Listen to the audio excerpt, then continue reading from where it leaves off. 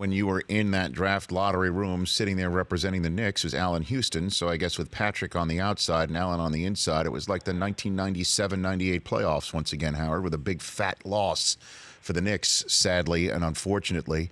What do they do now? Obviously, the number 3 overall selection is not too shabby, but what does this mean for July 1st and all the plans with Porzingis, which I guess is one of the rare trades that went down without anybody kind of hearing about it?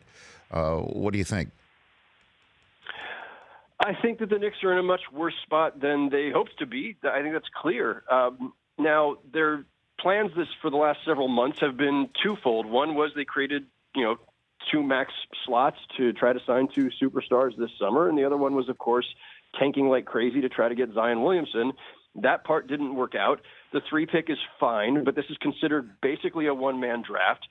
There are people out there who are very high on Ja Morant. There are others who are not, so maybe it's a 2-man draft. I've not heard anybody suggest it's a 3-man draft, and it doesn't mean that R.J. Barrett or other guys couldn't work out. We've seen this many, many times, obviously. Giannis was the 15th pick. Kawhi was the 15th pick. Rudy Gobert, the 27th pick. There's somebody out there that will fall lower and that people slept on and turns out to be great.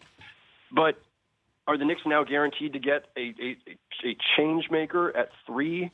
No. Is that pick, and for trade purposes, a great chip to trade for Anthony Davis as the number 1 pick would have been? Of course it's not.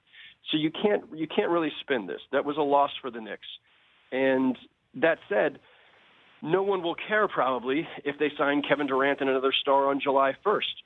And that remains, their primary and most important path. They've put a lot of chips into that particular pot. It's all about trying to get superstars to come and sign with all the cap room they've got. If they can do that, then they're in good shape. If they can't, they've got some young players already who haven't really done much, and they'll have the 3rd pick and whoever that becomes, and it'll be a long haul. For more of The Rich Eisen Show, tune to Audience Channel 239 on DirecTV for free on BR Live, or download the Rich Eisen Show app.